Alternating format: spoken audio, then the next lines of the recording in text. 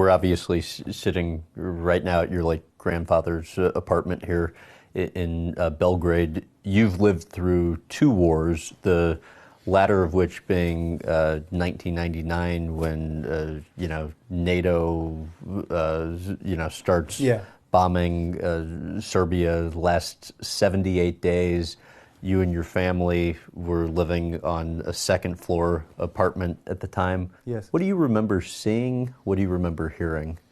This is the apartment where, as I said at the beginning, I used to spend a lot of time with my brothers, with my family, with my parents, with my aunt and her family. So it was a lot of people, particularly in '99 when we had bombings, as you mentioned.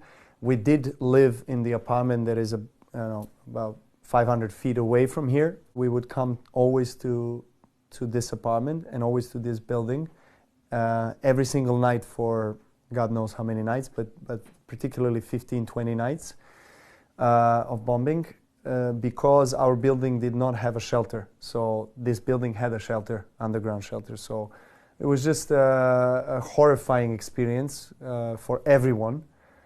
Particularly for children that were, we did not really realize what is happening. Why are the planes flying over our city and dropping bombs? Who does that? And but at the same time, it's unfortunate to say that, but after a month, we just really stopped reacting to it. I remember I was celebrating my 12th birthday party at the tennis club Partizan where I grew up, and during the happy birthday song there was a plane just flying over. You can't really comprehend how horrifying and scary that experience is and how helpless you are. You're here on the ground and someone is flying over and just dropping bomb in a second and just disappearing. What about when you're outside one time and you slip?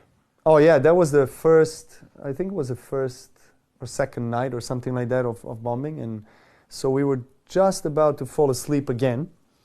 And then a huge explosion happened. And then my mom, she stood up very quickly and she hit the heaters and with her head and she felt unconscious. And so there was us crying because of the bombs and us crying because mom is not reacting. And my dad is there and just, what is happening, And so luckily my dad manages to help my mom get back to herself normal as much as she could.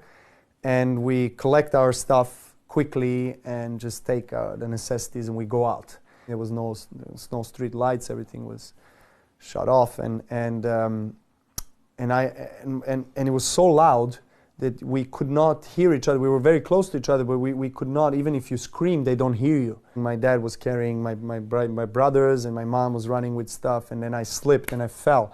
And as I turned around, I looked towards the building and I see this stealth plane just flying and just dropping things, and then the ground is shaking. And then, of course, that's one of the most traumatic experience and images that I had in my childhood that stayed with me till this day.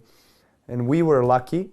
I think our families, that we did not lose anybody that is very close to us. There are a lot of people that lost very close people in their lives, and that's a different level of suffering and different level of trauma. I can't even imagine the pain that I had to bear to go through that. There was a quote that you gave that I thought was interesting, where you said, "You can carry the hatred, the revenge, the betrayal, the feeling of anger towards those who did that to you, to your people, to your country. But you can also use them as a tool to make you believe, to make you stronger. That's what I've learned to do." How so? Yes, it's interesting. I think I remember saying that. And at that time, I was still upset. I was still angry. But I used that in a way that fuels me to be successful in tennis.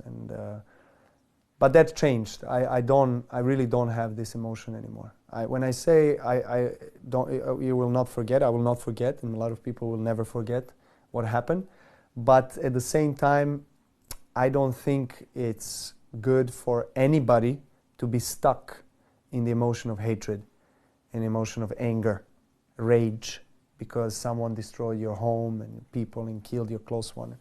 I mean, I can only imagine, you know, again, the amount of pain that you feel when you lose your close one. You know, how it is possible that you know, big countries come together and bomb a small country with helpless people on the street and just destroy everything.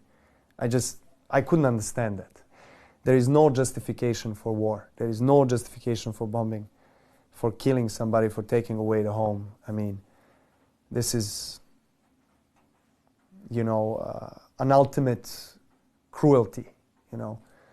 And that has made me and everybody in Serbia very angry. And the scars of this, of these emotions, of this anger, still are today present in everybody.